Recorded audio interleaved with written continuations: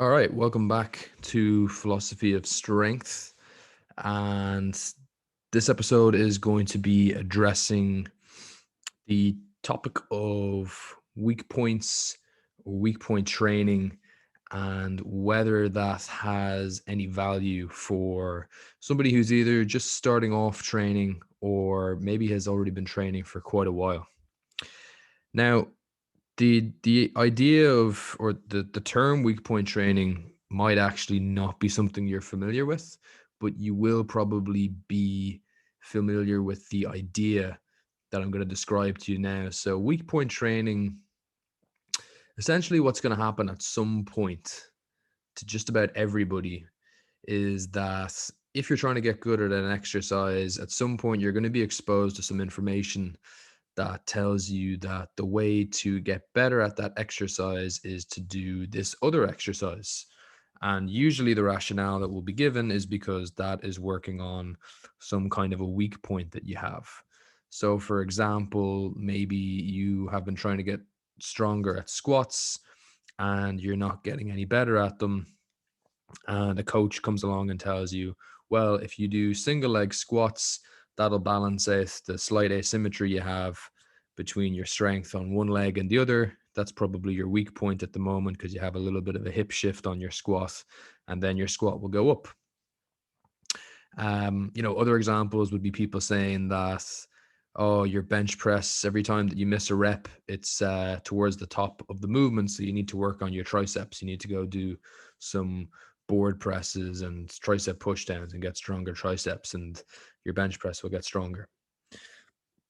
So, where this idea stems from, as best I'm aware, I could be wrong on this, but I'm fairly sure that that idea came from Louis Simmons, the owner and coach of Westside Barbell. Now, if you're not aware of what Westside Barbell is, it was at one point in time, as far as I'm aware, the most successful equipped powerlifting gym, and probably at the time when equipped powerlifting was the the dominant style that people were doing, it was just the best powerlifting gym in the world with the best lifters. And Louis Simmons essentially dedicated and has dedicated his whole life to training the best of the best powerlifters, um, people who are in contention to break world records or federation records, really strong people, essentially. And so his training methods of the conjugate system or the West Side method, whatever you want to call it, a significant part of that is choosing exercises that he believes are going to address the weak link in the chain. So he might look at a guy who has a very big deadlift already, and he'll say, well, the glutes are the weak point, so we're going to get you to do exercises that target that. And then the guy ends up deadlifting more. And with the advent of the internet, that information became a lot more accessible. And I think that many people have looked at that information and tried to apply it to themselves, when in reality, they are very different to the people who those methods are being used on. Like I said, elite lifters, Westside Barbell is an invite only training facility. I believe it's around a 300 kilo deadlift. You probably also have to be bench pressing over 200 kilos, and squats, I don't know, maybe you'd have to be doing around 250 to 300 just to be able to get invited to train there. And those are all raw numbers. And so a lot of the time I see people trying to implement this weak point idea. It's someone that's doing nowhere near those numbers. They're a beginner lifter or an intermediate at best who is completely overcomplicating the things and potentially really shortchanging the results that they can get. So one of the best examples I think I can give of this that I can remember, I think I told this story on one of the much earlier very first podcast episodes that I did, I was training in a gym in Blackrock, and a personal trainer who was working in the gym at the time had been chatting to me every now and then when I was in there, and he noticed that my squat was going up. I'd go in there, probably was training squat twice a week at the time, and I think at that point I managed to get my squat up to like 140 kilos. So I was still pretty early on in strength training. And he came up to me one day and he was saying, I've been watching your progress with the squat, and it's really good, and I'm struggling to get my own squat to go up. So I said, okay, yeah, I'd be happy to give you some advice, with like what little I know at the time. And I said, maybe tell me what your training week looks like for the squat. So he proceeded to list how and I'm just going to paraphrase here because this was years ago, but to my best of my knowledge, it was something like Mondays I do front squats. And so he was trying to get good at back squats, to clarify. Mondays I do front squats. Um, Wednesdays I do split squats. Then on Fridays I do, I don't know, let's say it was a hack squat or something like that. And he listed out all these things and all the different rep ranges and yada, yada, yada. And he finished talking, and I said, but you're not doing any squats. And it's like this light bulb moment in his head where he realized the stupidity of having this goal of, I want to get better at this exercise, and I'm not doing the exercise at all. I'm doing all this other stuff that all these bullshit articles and videos that I've read on the internet are telling me I need to be doing, when he's looking to me as someone who's making progress, and I'm literally just doing the back squat twice a week and trying to add a bit of weight. And that is just, it can be that simple for, I wouldn't even say 90%, like 99% of us. I'm not a beginner lifter myself. I'm probably still somewhere in that intermediate stage, and I still don't need to complicate stuff this much. So the rebuttal that I'll often hear to an argument like that, what I've made, would be, well, yeah, but that guy just was doing random leg exercise. He wasn't actually targeting his weak point. So in this next part of the podcast, I want to address really the three big assumptions that I think people are making. The people who are strong, fervent believers in this whole weak point thing. To me, there's three big assumptions that stand out that they're making that I don't believe there is sufficient evidence to prove. And for most of these things, there's no real direct scientific research. So you kind of just need to use logic, common sense, the anecdotal evidence of what successful lifters have done. And I'm also going to draw my own personal experience training and personal experience coaching people. So the first big assumption I think people are making is that they actually know what their weak point is or how they would go about assessing a weak point. So one I see very commonly for both the bench press and the squat is people saying, oh, I'm weak out of the bottom in the squat or the bench press. The bar always gets stuck on my chest, or the bar always staples me in the bottom of the squat.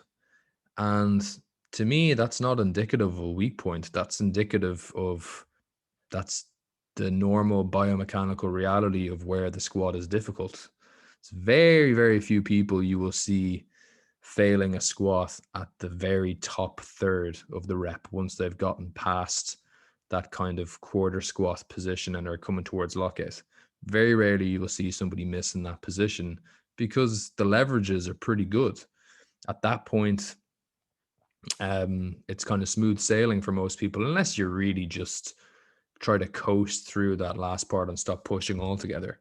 Most people you see fail a squat are going to fail it in that very bottom position, or kind of towards the sort of parallel to slightly above parallel position. So the fact that you always miss there doesn't really mean anything. It just means that the weight was too heavy and you're not strong enough to do it yet. The answer to me in that situation is not to go off and start practicing the bottom position of the squat, because it's always going to be the hard part. Uh, if you load the bar heavy enough, if you do enough reps, eventually you're going to miss, and you're probably going to miss in that region. Same with the bench press. Now, we do see people sometimes miss at lockout with the bench, but the caveat I would say to that is that that's usually a technique issue. People who you see drop the bar very dynamically and try to bounce it off their chest, they're using a lot of momentum to get the bar going. And then as soon as they actually start to have to start pushing and using more of their actual muscular efforts to get the bar going, the bar is already at this point. So of course it's going to get harder here. I could lift more weight if I did that, if I just, slingshotted the bar down and tried to smack it off my chest.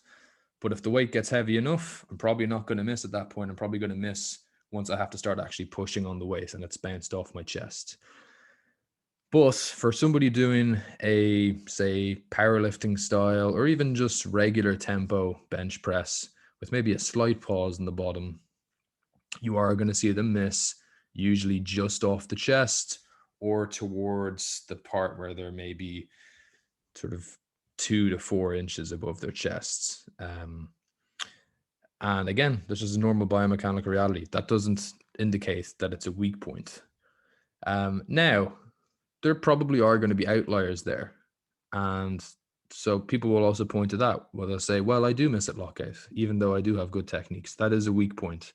So maybe I should do exercises that target that. You'll see articles on the internet that claim that if you do a bench press off pins set at the very top part, so you're just pushing from here to here. For people listening, I'm just showing going from about kind of 90-degree angle to straight arms. Those articles will claim that's going to help you get through your lockout issue. And to that, I would say that that might be your limiting factor. But this leads me on to the next assumption that people have.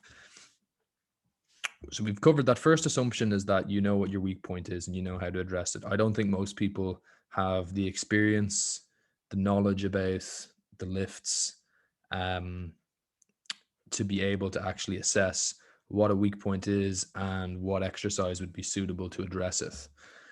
The second assumption that feeds into that then that I think people are making is that you would make better progress on the exercise by doing a different exercise, essentially. So if we stick with the same example of the bench press, what you're essentially saying is that your bench press is going to make more progress by you going off and doing an exercise that's different to the bench press. Now, I'm not saying that that's not possible. I'm sure that has happened for some people, but by and large, for people who are in that beginner to intermediate stage, which is essentially everybody because advanced lifters are very few and far between, their weak point is not predominantly the part of the lift that they struggle in or the muscle groups that are naturally a bit weaker for them. The actual genuine limiting factors for them making significant progress in that exercise, let's say the bench press for this example, is things like their actual just general strength, their muscle mass that they have on their body. You can start looking at other factors like their training environment. Like if they're training with people who aren't pushing them sufficiently, whether that's a coach or a training partner or even just the kind of gym that they're going to, the technique that they're using, all of that stuff for me is going to be way more likely to be the limiting factor and hence the weak point. And I think it's much more likely to be the thing that's going to yield them much bigger results than going off and looking to try to master one section of an exercise or target one specific muscle group. Um, and that's just been my experience with people that I've coached, with people I've watched, with myself. I remember that I used to follow a lot of stuff from Elite FTS who do put out good information, but a lot of it is based around equipped powerlifting, or at least it certainly was around that time. And they were advocating things like board presses and bench pressing against bands and close grip bench presses to get your bench press to go up if your lockout was the part where you struggled at. And I did that. And all that happened was I got good at those exercises. I went back to the regular bench press and I was worse at it because I wasn't practicing it. So unless you are somebody like those guys who get the invite to Westside, who have done the regular standard exercise of the deadlift long enough to be able to deadlift 300 kilos, unless you're one of those people, I don't think you can really say that you have a weak point, because your weak point is just your general level of athleticism, effort that you're putting into training, both inside and outside the gym. Those are the things that are holding you back, not whether or not you're doing pause squats or deadlifts against bands or chains or whatever. And that kind of brings me to the third big assumption that I think people make, which really doesn't make sense to me, which is that you will get better results by hammering on your weak points as opposed to exploiting the strong points. So, if, for example, on the bench press, you struggle at your lockout, well, maybe you're really strong off your chest because you have naturally strong shoulders. Why not exploit that? Why not keep training that and discover a technique that allows you to exploit the strength in your shoulders and explode that thing off your chest? Because, firstly, I think that there are a lot of examples of people who got very strong and have unusually strong specific muscles or move in a particular way that they're strong in. One example, one of the best deadlifters ever was Konstantinovs. I can't remember what his second name was exactly. Um, but he deadlifted with a fairly rounded upper back. If he was a beginner lifter and some personal trainer in the gym came in and told him he needs to start doing all of these exercises to basically fix that and make him pull with a perfectly flat back, would he have been as strong? Um, I don't know necessarily. I think that would have been a big waste of time. Similarly, he also used to bench press with a really close grip because I guess that was his strongest way of doing it. And I would imagine that people who do that are pretty strong towards lockout because they've got strong triceps, but they struggle more off the chest. So that's the first part of that. And the other part is that I think that unless you have had some kind of a significant or catastrophic injury, or you have some sort of a nerve issue, I think that if you have a weak point, I think that's just always going to be your weak point. I think most of the time the weak points that we have are determined by our genetics, whether that's like the natural size of certain muscles, the insertions on our bones, the leverages of our limbs. Like for example, if you have a particularly long torso relative to your legs, you're probably always going to be more likely to get pulled into a rounded position on your deadlifts and your squats because the muscles of your back are being taxed a lot more. They have a longer spine to try to support relative to what the legs and the hips can help them with. So I don't think there's any amount of corrective exercises you can do that are going to stop that from happening when you go up to heavy weight. If anything, you'd be better off just kind of integrating that into your technique and getting strong at doing that. to ensure that you don't get hurt when it happens. So it does make sense though that if you've been training for long enough to be an advanced lifter, you might be reaching the point where you're kind of starting to tap out the amount of gains that you can get from just doing the exercise that you're trying to get better at.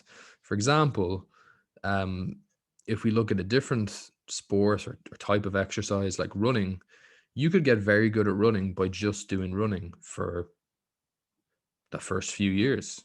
You know, you could be pretty competitive, I'm sure, in certain competitions, and you could set really good run times.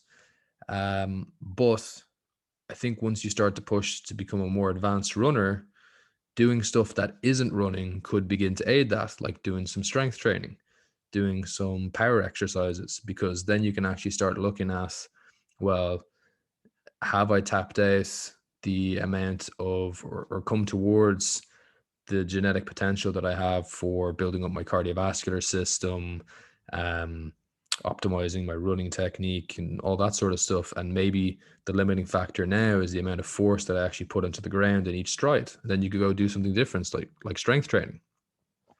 Similarly, in lifting, if you've been training your bench for years and you're already benching over double your body weight and you're really struggling to add any more weight to the bar, but you've never tried doing a slightly different bench press exercise that targets the part that you've consistently missed the lift in for quite a while now, that could be a benefit. But that is not the majority of people. The majority of people can just keep getting the bench press to go up by doing the bench press. I'm aware I've used the bench press a lot for the examples today. I think that might just be my inclination in terms of how much I like the bench press as an exercise. Um, so I don't think there's really too much more to say here. Uh, if somebody tells you that you need to work on a weak point and do some other exercise, I'd be very dubious about that. It might work for some people. It's my experience that it hasn't worked for me. People I've coached when I tried approaches like that in the past. And it also just doesn't make sense in terms of the general principles of training with specificity and stuff like that. So for most of you, I would really recommend just focus on the idea that you will get good at what you do the most often. So if you want to get good at squats, do the squat. If you want to get good at bench press, do the bench press. Find ways over time to do more work, more weight, more reps, and you will get stronger at that exercise and you'll build more muscle on your body. The real limiting factors, the real weak points for most people, until they've been doing this for quite a while, are, like I said, things like just their general total body strength and the effort that they put in the gym, outside the gym, with things like sleep and nutrition and training environment and all that kind of stuff. So hopefully you found that useful. Next time on the podcast will be a discussion with a guest that I haven't had on before. If you have any suggestions for topics that you would like me to cover in the future, always feel free to send those on. And if you think anybody would enjoy this episode, if you know anybody who is desperately trying to get better at a particular exercise and keep sticking around with doing loads of different stuff because some article told them or some coach told them, maybe direct them to this and they might find it helpful. Any questions, always feel free to ask. Okay, until next time.